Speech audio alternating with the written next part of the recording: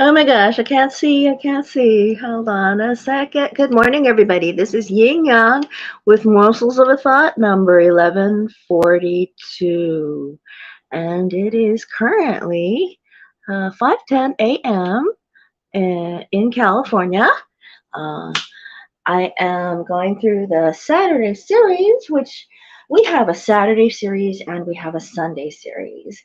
Saturday series is the Rules Handbook, which we also review every Tuesday and Thursday for TR Tuesday and TR Thursday. So we go through the rules 3 times a week. Um, and then Sunday, we do have a series.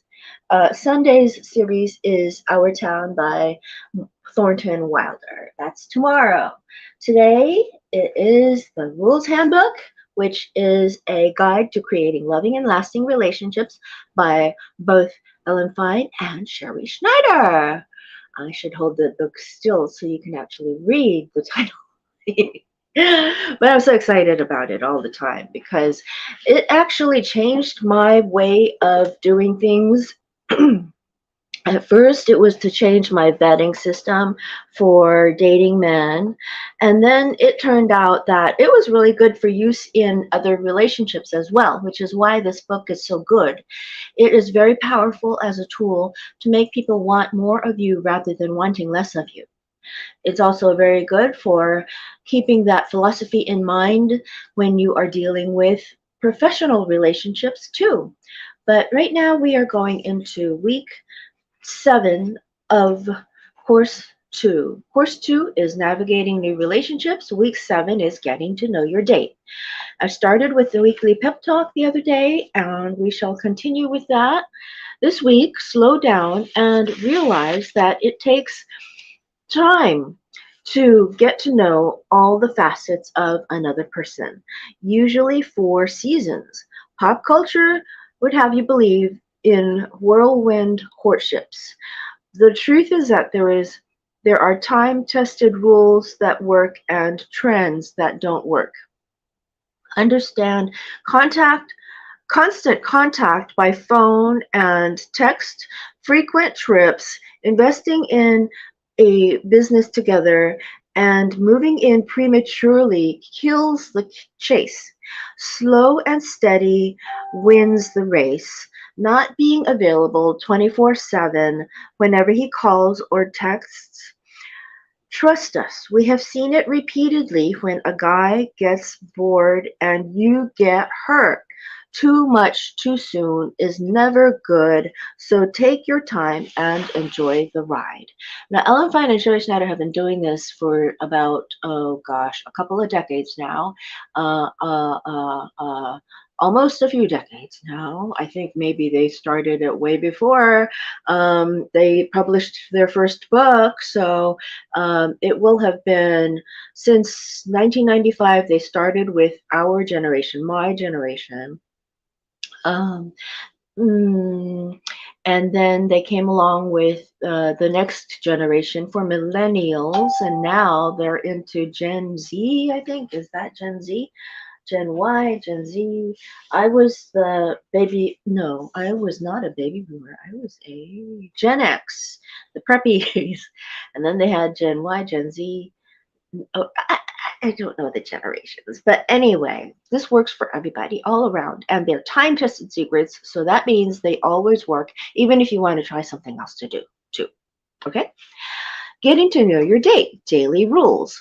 Day 99. If you have to ask, the beauty of the rules is that when Mr. Right falls for you, he will only have eyes for you. He'll think you're prettier than a supermodel. You will feel secure and never worry that he's a womanizer, but if you did the rules and still suspect that he's cheating, then he could be an incorrigible player. If he's constantly checking his texts, excusing himself to take calls, or acting strangely secretive and never letting his phone out of his sight, he may see other women and is stringing you along. When a woman thinks, when a woman thinks, I wonder if my boyfriend is cheating on me, she's either paranoid from the past, from past experiences, or he probably is. Find out before you proceed further.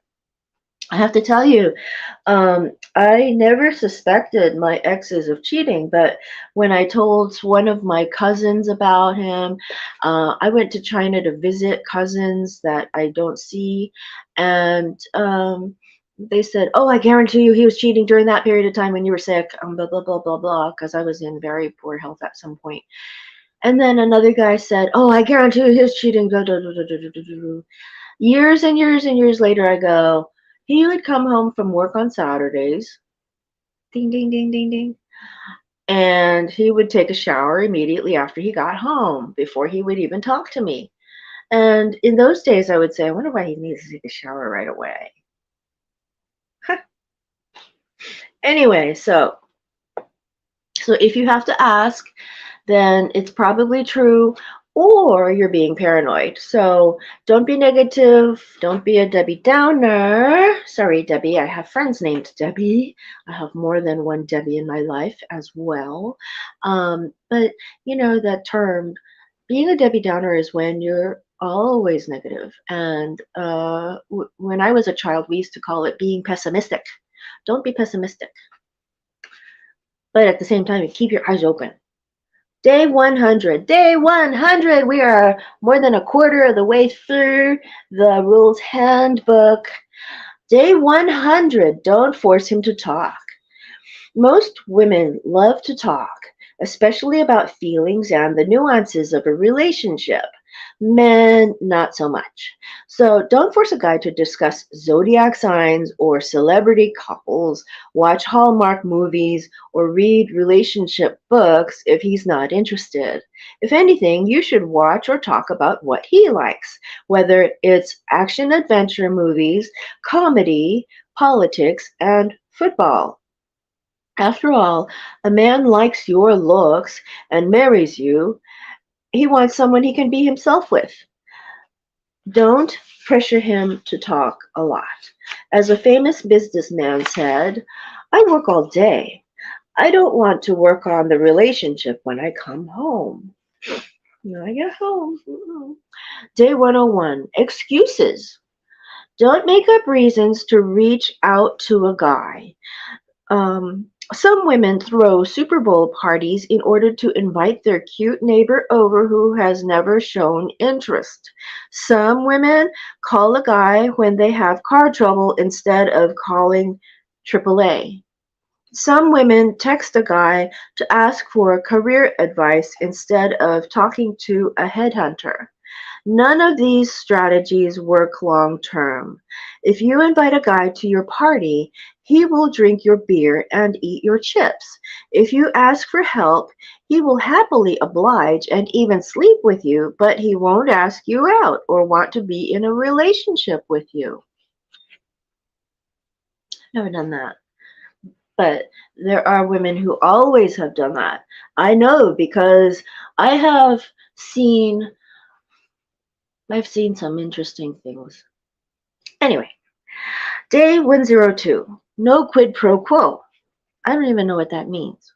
I should know because I took Latin, but I don't know what that means.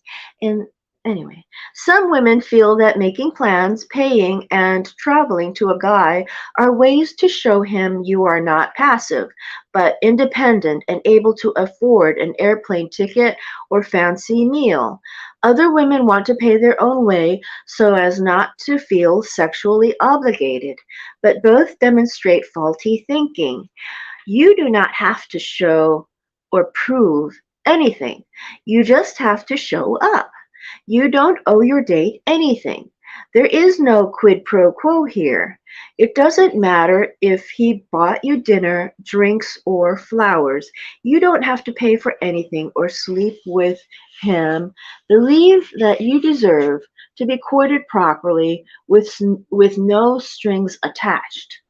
And being courted properly also means that you still don't show your drink to him and go to the bathroom and then come back and drink that drink. Do you understand? Okay. And this is not saying, oh, you shouldn't be so untrusting, Ying. Well, there are people who had to get married in the 1970s because their guy did something. And you want to be very careful. It still happens. It still happens. They're not going to get married now, but it still happens. And you don't want to have to deal with that kind of trouble. If it's a first date, don't leave, go to a bathroom, come back and drink the same drink. Just order another one. Get another glass of water. Just say, oh, damn, I got lipstick on this. I don't want to get lipstick on my face if I drink it again. And then order another one. Tell them to take away the glass. Day 103. No more vagueness. Keep track of the rules that you keep track of the rules that are working. If you don't want to be unconscious, write everything down, keep a diary, or use the rules dating journal to record who spoke to whom first, who called or texted first, the length of calls and dates, how many drinks you had, if he skipped a week or forgot plans, and who ended everything first so that you know what's going on and are not blindsided if it does not work out. Day 104. Right reaction. If you feel rude saying no when a relatively new guy asks you to go away with him for 5 days or travel to him, stop and ask yourself what your confident friend, coworker, or a rules girl would do in this situation, and then do it. Why suffer and make needless mistakes? A confident girl would nonchalantly say, sorry, I can't get away. Or, actually, it's better if we meet near me. And see how he reacts. She would not turn herself into a pretzel. Now, remember the word pretzel? Pretzel brain twist, PBT. That's a press. That's in the Not Your Mother's Rules. And that book is the best. It's got so many tidbits in there about text messaging, FaceTiming and not FaceTiming, and Skyping and not Skyping, if people still use Skype. I don't know what Skype is. I never did use Skype because it was never all that good when it came out. But, now we've got WhatsApp and all this other stuff. So anyway, don't turn yourself into a pretzel. Nor would she get angry and say, I can't believe you are asking me to drive to you. She does what's good for her, but doesn't get huffy or let her tiara fall off. Let him be the prince and you be the princess. Now, I've been tipping my head back and forth, but a queen or a princess does not. Now, you should watch this film called A Roman Holiday with Audrey Hepburn and oh goodness gracious, I can't remember the star man's the male star's names, but Roman Holiday was so good, and the woman who plays the princess, her name is what? Anna something. Anna, I don't know what her name is. Anyway, Anna something, and she, when she is in her princess form, her head is always level and still relative to her shoulders. It's as though she has a wooden neck. Think about it that way. Anyway, day 105. Don't act so surprised. Visualize your dates whining and dining you and sending you flowers all the time. Did I skip a page by any chance? Hold on a second. No, I did not. Well, we've got one more day, so we'll read. Well, we'll save this one because we've got day 105. We've got so many days down already. We don't need to. We've got, if you have to ask, we've got, don't force him to talk because, the thing about him working all day and wanting to come home and not have to talk. Excuses like Super Bowl parties and all that. Well, we've got probably a whole slew of women who have just gone through that. Don't need it, right? No quid pro quo. Now in Latin it was quid pro quo, this for that. That's what it means, this for that. So in a way it's almost like tit for tat. Tit for tat is a negative one. Quid pro quo is a Latin one. Whatever. No more vagueness. No quid pro quo. No more vagueness. Right reaction. So your right reaction is your higher self reaction. This is how this book is so good. It teaches you to maintain your higher self. Um, which you can use for business too. Sorry, I was a little bit under the weather today, so I just ran and got here. So anyway, it is now 5:26 my time, and it was February 17th. So Teresa, Prof at Stanford, happy birthday. Alrighty, so I'll talk to you later tomorrow for our series Sunday. Okay, old Kinderhook. Bye bye.